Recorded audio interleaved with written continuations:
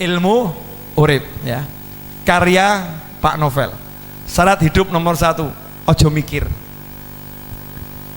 Selesai. Syarat hidup nomor 1, ojo mikir. Nanya, pernah puyeng ngadepi kehidupan? Pernah atau berapa kali atau bahkan sering gitu kan ya? Puyeng itu gara-gara apa? Mikir. Nah, berarti kan mikir salah tuh. Karena mikir jadi puyeng. Betul? Coba jenengan makannya kan makanan yang sehat toh, bersih ya, daging, macam-macam makan. Jadi penyakit enggak jadi penyakit kebanyakan? Jadi penyakit. Orang gila makannya makanan kotor, sakit atau sehat? Sehat. Kenapa? Orang gila nggak mikir. Betul kan? Tapi kalau kita mikir, tanya sama polisi, kasus kecelakaan di jalanan itu akibat orang gila atau orang yang mikir? Mikir. Kalau Anda ngebut, Anda tidak mikir mesti selamat. Tapi ngebut mikir, ragu-ragu nabrak. Ragu-ragu nabrak. Makanya orang gila nyebrang itu hampir nggak pernah ketabrak. Orang waras nyebrang banyak yang ketabrak. Kenapa? Orang gila nyebrang nggak pakai mikir. Mau nyebrang saja. Gila. Hasilnya, subhanallah, yang lain ngerem, yang lain menghindar, dia selamat. Karena dia nggak mikir. Nah, kenapa orang gila taat aturan Allah? Hidup jangan mikir. Kenapa jangan mikir? Karena sudah dipikirkan oleh Allah yang maha memikirkan. Ngapain ikut campur mikir? Jelas? Jadi apa? Ojo mikir. Lah penjabaran ojo mikir. Penjabarannya. 1, saya mau nanya. Saya kesini datang sendiri atau diundang saya? Diundang, betul. Begitu datang ditaruh di mana? Di sini atau dimasukkan kamar? Masukkan kamar, so istirahat. Betul kan ya? Disuguhin. Kenapa disuguhin? Karena saya diundang. Bapak Ibu diundang, ini di depan diundang, dikasih suguhan. Betul atau betul? Disiapkan kursi untuk duduk. Betul? Sekarang saya mau nanya, yang ngundang jenengan ke muka bumi siapa? Yang nempatkan saya di bumi ini siapa? Siapa yang nempatkan? Nah, kalau kita di sini aja dimuliakan sama yang ngundang, betul kan? Lah yang ngundang kita siapa? Nanya, yang ngundang kita siapa di muka bumi? Yang meniupkan ruh itu di muka bumi ini jadi manusia siapa? Yang datangkan kita ke muka bumi siapa? Lah kira-kira Allah jamin enggak kehidupan kita di muka bumi? Lah kenapa Anda masih mikir dan ragu? Kurang ajar kan? Wa ma min dabbatin fil ardi illa 'alallahi rizquha. Beb, nyatanya banyak yang susah gara-gara dia menyalahi aturan mikir. Enggak boleh mikir, jalan aja hidup ini, jangan dipikir. Contoh ya. Contoh sederhana. Allah udah nyiapkan semuanya. Ya, kita nggak usah mikir. Kalau kita mikir jadinya nggak bagus. Begini loh ya. Misal saya datang gini. Nah, Beb, ini ada tempat istirahatnya enggak, Beb? Tempatnya royet enggak? Zen enggak tempatnya? Kira-kira gawa ada enggak? Kopi ada enggak? Teh ada enggak, Beb? Kira-kira gimana? Saya nanti kalau pengen teh bisa dapat enggak? Saya ngomong gitu terus. Habibnya nyaman enggak? Enggak nyaman. Dianggap saya ini orang yang benar atau enggak benar nih? Enggak benar karena meragukan yang ngundang. Betul kan ya? Kalau bahasa lain, bahasa Jawa, kalimat cetok, kurang ajar kan begitu ya? Enggak tahu diri. Itu baru kepada beliau. Lah kepada Allah Ta'ala, Gusti ya Allah, pripun ya Allah, ini besok mau makan apa ya Allah ya, ini gimana ya Allah, ini bayar SPP gimana ya Allah nih, ini nanti urusannya gimana ya Allah ya.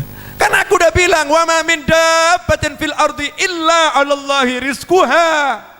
Udah aku jamin dan aku umumkan. Ngapain kamu meragukan aku? Masih ragu, ya silahkan mumet. Akhirnya Allah marah. Wis gak usah kayak kopi, gak usah kayak teh. Mikir dewe. Paham? Paham enggak? Jangan mikir. Yang kedua, masalah itu tidak ada. Jadi kalau orang hidup mengeluhkan masalah terus, berarti orang itu mati, nggak hidup. Masalah itu tidak pernah ada, tidak ada masalah. Bib, nyatanya ada masalah, nggak ada. Contoh, ada orang punya utang, masalah nggak? Masalah kalau nggak bisa bayar. Betul kan? Kalau bisa bayar, jadi masalah? Enggak. Ada orang jatuh, masalah enggak? Masalah. Tapi kalau bisa bangun, nggak jadi masalah. Setiap masalah kalau ada solusi namanya bukan masalah. Betul kan? Nah hebatnya Allah tuh, Allah kasih masalah nggak pernah nggak ada solusi. Masalah selalu udah ada solusi di dalamnya. Fa inna ma'al usri yusron, inna ma'al usri yusra. Setiap masalah itu ada solusi, dan hebatnya bukan cuma itu. Masalah plus solusi plus rezeki.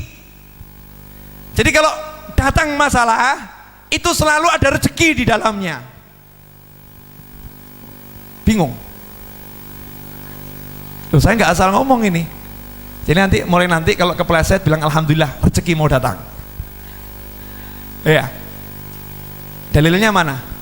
Wa may yattaqillaha yaj'al lahu makhraja wa yarzuqhu min haitsu la yahtasib. Masalah. Wa may yattaqillaha yaj'al lahu makhraja, Allah beri solusi untuk masalahnya. Wa yarzuqhu, dan Allah memberinya rezeki dari arah yang nggak pernah bisa dia pikir. Lalu Allah aja udah ngasih tahu rezekimu tuh nggak bisa kamu pikir, kok kita gaya mikir? Kan nyalahi aturan Allah. Paham ya?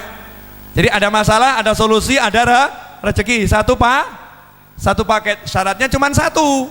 Awal tadi jangan mikir, tapi ngapain? Zikir. Wa ma khalaqtul jinna wal insa illa liya'budun. Enggak usah mikir, salat. Baca Al-Qur'an. Cari ilmu. Senangkan orang tua. Senangkan anak. Senangkan pasangan hidup. Silaturahim. Waktu ke pasar, kerja. Jalani aja aturannya Allah. Enggak usah mikir, nanti sistemnya Allah yang akan kerja. Selesai masalah. Nah kita kan enggak, takwanya hilang, mikir masalah, mumetoh. Silahkan puyeng, silahkan pusing. Saya mau nanya, ini ilmu yang terakhir ini murah atau mahal? Murah, enggak bayar gratis kok ya. Enggak bayar gratis. Ya, jadi enggak usah dipikir, dan masalah itu tidak ada masalah. Makanya orang-orang soleh enggak pernah merasa bermasalah. Apapun masalahnya nyantai aja dia. Kenapa? Oh, yang ngasih masalah Allah, kok kita yang menyelesaikan? Kan bodoh. Yang ngasih masalah siapa? Allah. Masa kita yang mau menyelesaikan? Bisa menyelesaikan masalah yang ngasih Allah. Baru masalah yang ngasih orang yang agak kuat aja kita bingung, gitu kan ya? Nah kalau masalah yang ngasih Allah bisa kita menyelesaikan? Gak bisa. Ya biar Allah yang menyelesaikan. Biar Allah yang menyelesaikan. Sepele, simple, sederhana. Yang terakhir, sudah satu jangan mikir, yang kedua masalah itu tidak ada. Nah ini yang terakhir, bagian yang paling menyenangkan dan bagian yang paling enak. Sebetulnya keburukan itu nggak ada. Kok lihat saya gak enak semua, kenapa nih? Buruk, nggak enak itu nggak ada.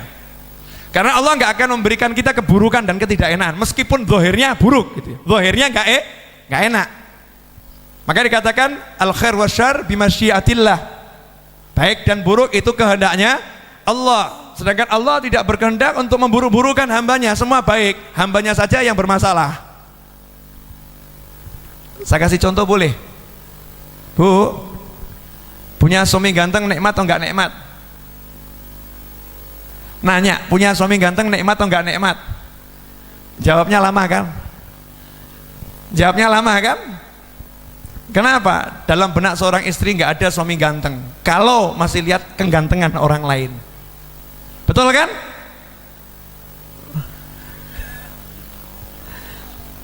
Seganteng-gantengnya suami Anda kalau lihat saya kalah ganteng. Misal gitu ya.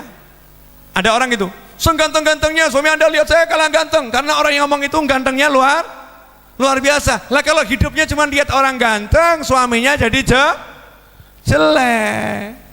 Suaminya jadi jelek. Akhirnya dia pulang ke rumah ketemu orang jelek. Akhirnya pulang ke rumah merasa punya suami yang jelek. Akhirnya pulang ke rumah merasa dirinya rugi menikah dengan suami yang seperti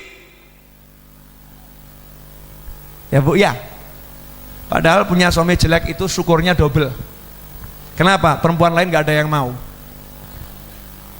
Karena suaminya jelek. Sama suami punya istri kok jelek. Punya istri jelek.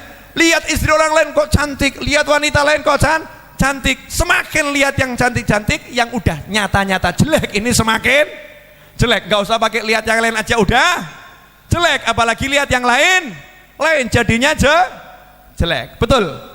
Nah, ada satu aturan hidup yang kita langgar. Udah diperingatkan sama Nabi, aturan hidup. Urusan dunia ini ya, ganteng, sugih, melarat, sehat, sakit, urusannya begitu-begitu. Jangan pernah lihat yang lebih sukses, dan bahkan jangan pernah lihat orang sukses. Suruh lihat orang yang susah. Itu aturannya Nabi. Lihat aja yang lebih susah, udah itu aturan Nabi. Kalau kita langgar aturan ketiga ini, habis semua hidup kita. Contoh, ada orang kakinya patah. Itu nikmat atau enggak nikmat? Baik atau buruk? Buruk kan? Kenapa dia lihat buruk? Karena dia lihat orang yang kakinya tidak patah. Karena dia lihat orang yang sehat, maka dia lihat yang namanya kaki patah itu buruk. Tapi coba kalau lihat orang yang punya kaki cuman separuh, kakinya dia patah, terus dia lihat masuk kampung kakinya orang itu hilang semua, separuh tok ini. Dia bilang apa nih? Alhamdulillah, kaki saya dua, cuman yang satu patah. Ini satu kampung nggak punya kaki. Alhamdulillah. Dia jelek, ternyata ketemu orang yang nggak punya hidung.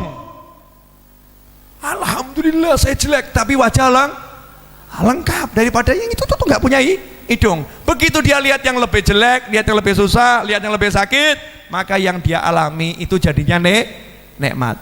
Makanya saya katakan buruk itu nggak ada. Allah ngasih baik, cara kita lihat saja yang salah. Cara lihatnya salah. Urusan dunia jangan lihat yang atas, lihat yang bawah. Maka nunduk terus urusan dunia ini.